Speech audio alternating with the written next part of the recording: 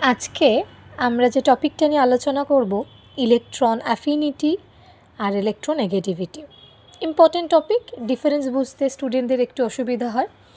Electron আসক্তি আর তড়িৎ ঋণাত্মকতা, দেখো দুটোই কি হয়, যদি আমরা গ্রুপ বরাবর মানে শ্রেণী বরাবর উপর থেকে নিচের দিকে নামি তাহলে দুটোই কমতে থাকে, ইলেকট্রন আসক্তিও কমতে থাকে, তড়িৎ ঋণাত্মকতাও কমতে থাকে।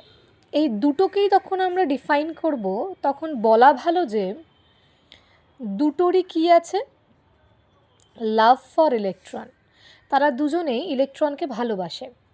ইলেকট্রন আসক্তি আর তড়িৎ ঋণাত্মকতার মধ্যে একটা মাইনের ডিফারেন্স আছে। ইলেকট্রন আসক্তি যদি আমি দেখি, গ্রুপ 17 যে এলিমেন্ট আছে মানে হ্যালোজেন যে মৌল আছে সেগুলো ফ্লুরিন, ক্লোরিন, ব্রোমিন, আয়োডিন। উপর থেকে যত নিচের দিকে আসব ইলেকট্রন আসক্তিও কমছে, তড়িৎ ঋণাত্মকতাও কমছে।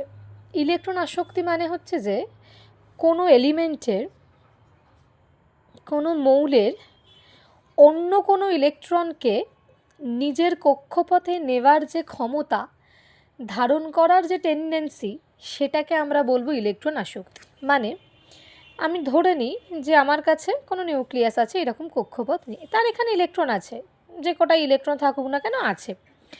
সে কি করছে, অন্য আর একটা কোনো এলিমেন্ট আছে, তার লাস্ট কক্ষপথের ইলেকট্রনকে যদি নিজের কক্ষপথে টেনে নেয়, টেন্ডেন্সি তো আছেই, ইলেকট্রনটাকে শুধু টানছেই না, নিজের কক্ষপথে ধারণ করছে, সেটা হচ্ছে ইলেকট্রন আসক্তি।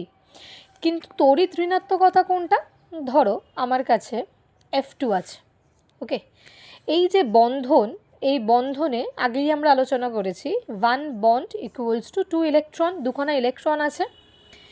এই ক্ষেত্রে কি হবে, আমরা বলতেই পারবো না যে কার তড়িৎ ঋণাত্মকতা বেশি, কারণ দুটো সমান এলিমেন্ট আছে, এখানে আমরা কখনোই বলতে পারবো না।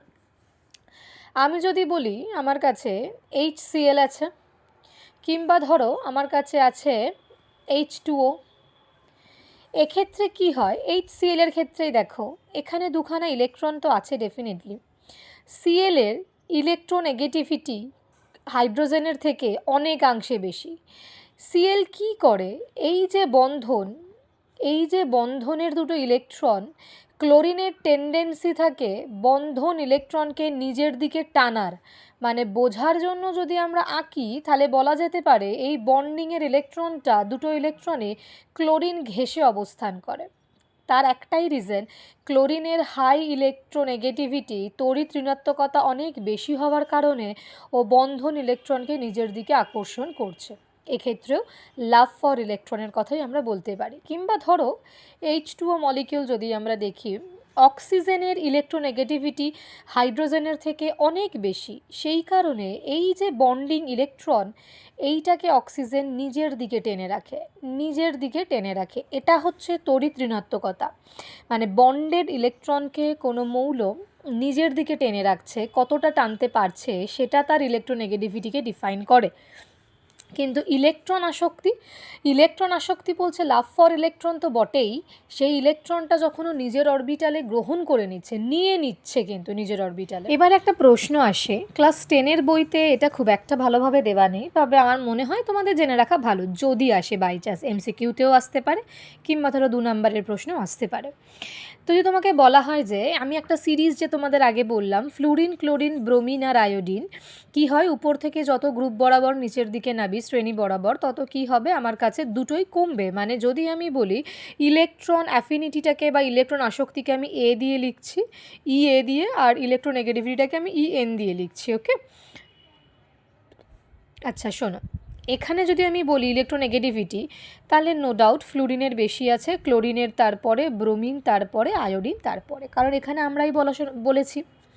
এবার যদি আমি বলি যে ইলেকট্রন অ্যাফিনিটি, তাহলে তোমরা কি বলবে, আপনি তো একটু আগে বলেছেন fluorine greater than chlorine, greater than bromine, greater than iodine, এখানে একটুখানি ভুল হয়ে গেল। হ্যাঁ, এই কেসটা কি হয়, আমরা এরমভাবে লিখব, chlorine greater than fluorine, greater than bromine, greater than iodine. এইখানে একটা গণ্ডগোল আছে, গণ্ডগোল না, এটাকে বলা হয় এক্সেপশন।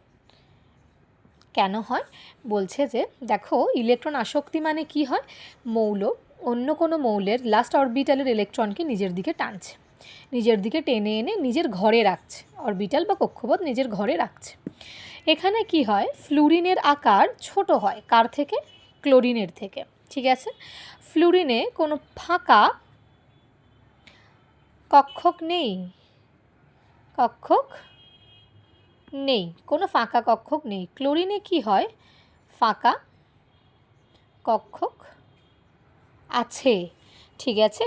মানে যদি আমরা বোঝার জন্য বলি, ফ্লুরিনে কোনো ফাঁকা ঘর নেই আর ক্লোরিনে ফাঁকা ঘর আছে।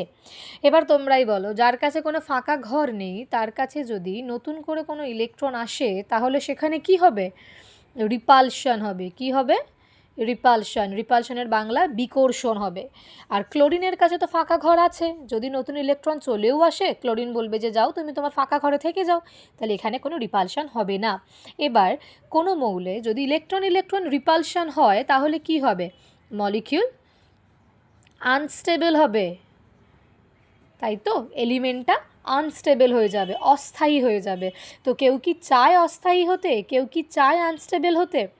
সেই জন্য কী হবে, ফ্লুরিনের তড়িৎ ইলেকট্রন আসক্তি ডেফিনেটলি আছে, কিন্তু ক্লোরিনের থেকে কম আছে, বিকজ ক্লোরিনের ফাঁকা অরবিটালটা আছে। ওকে, আশা করি বুঝতে পেরেছো।